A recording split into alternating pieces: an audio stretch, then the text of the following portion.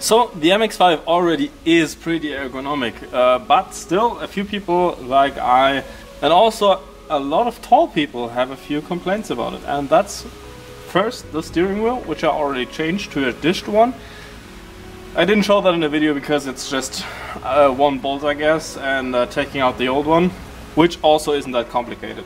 That already does a lot for leg room, like where your knees are, they aren't directly behind the steering wheel and you can actually steer without hitting your knees, which with the old steering wheel isn't really possible. At least for me, because I have relatively long legs, and also the seat, and that's the furthest back it goes, I have it only 2 clicks forward. The other thing a lot of people complain about is headroom. I don't have that problem really, but sitting in here feels kind of weird anyway, and that's because the seat, especially in this case, is relatively high. Depending on your mileage and also how the condition generally is, the seat may be relatively firm or not. Mine is really firm, and because of this I'm sitting really high up in the car, and I'm basically almost looking at my sun visors, which is why I'm gonna show you in this video how to do a foamactomy properly. Properly in this case means taking out foam at the bottom of the seat, not at the top, so it doesn't look that bad. I'm also going to show you how to take out the right amount of foam and not too much or too little where the seat gets uncomfortable or there's basically no effect at all. For this we're just going to take out the seat first, the front bolts, put the seat as far back as it goes because otherwise you can't read. And then pull it forward as far as it goes, and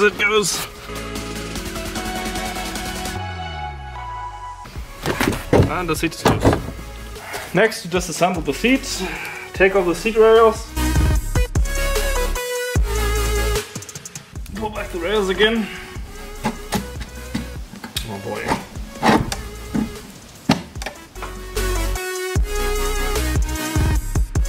And on the side as well. Next, you take out all these little clamps, which are just steel. We're gonna pull them out and later use zip ties to hold the bolster back in, the liner, I guess, back in. And then, if you have all of them loose, you can pull off the cover. So the seat cover is gonna be loose. I'm gonna do that and pull the cover off, and I'm gonna see you then. So okay, I've just pulled it apart this far because I don't need it any further, because I'm not gonna modify the rear, I'm just gonna modify the bottom. I'm gonna cut away this whole section that's gonna be in this pan, and maybe take a little bit more because my seat is so firm that it even like that may be too little. But if I was you, I would try removing this thing that goes down, and that will probably be enough for you to sit way better in the car, and that's gonna make a lot of difference, even just that piece.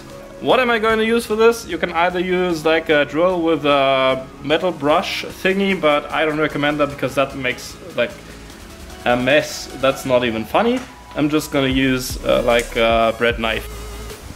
Just make sure you don't cut yourself while using or while cutting away stuff, because that's not gonna be, it's not gonna be fun.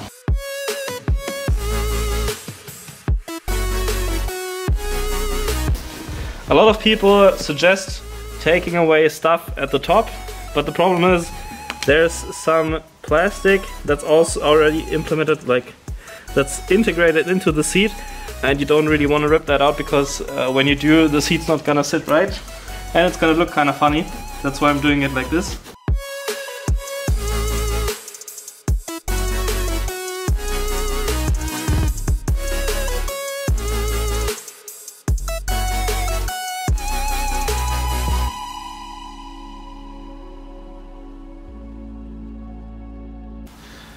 And yeah, that's basically everything there is to it. I wouldn't take out any more than that because that's already almost everything that is in that pouch.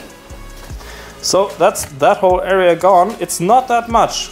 It doesn't look like that much, but that's pretty much all you need to get a way comfortable and way lower seating position. Yeah, obviously you could take more away if you wanted to, but I would also say just try it before you take any more away, because it may already be enough. And the good thing about doing it that way, you don't even notice it. I mean, my seats are kind of worn anyway, so they don't look as good. But if you have relatively good seats, or relatively, like, I don't know, new seats, I guess, you won't see that you've cut anything out, but it's gonna be way softer right here, and you're gonna have way less bolstering material. And yeah, I've done that on my other seat like this as well, and it worked really well.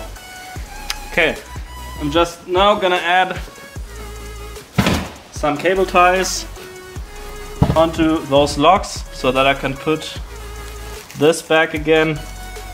And yeah, I'll see you when the seat is back in the car.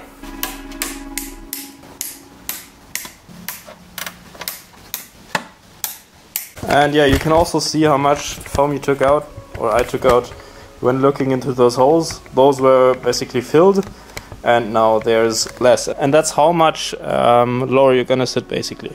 I'm just gonna put back on the rails and install the seat. Okay, there you have it. Foamactomy done. I mean, you can't see it that much when I'm sitting in the car, but I have to say it already feels much better. The other thing that's happening is that these hard seats, or before they were relatively firm, just got way softer because the cushioning is just different, and it makes them feel way softer, especially the bottom part. Yeah, I know I didn't really take anything off the rear, but I think that's already fine for me, at least I think so. And it's also kind of a personal choice, because even though I might be sitting a bit lower, some of you might prefer being even lower, which is fine, and then you can just sit in your car, test if it's okay for you, and if not, just take the seat out again. I hope you found this video helpful and also liked it. Maybe you're going to do this to your car as well. If you have any tips or suggestions, leave them in the comments. Otherwise, I'll just say goodbye and until next time.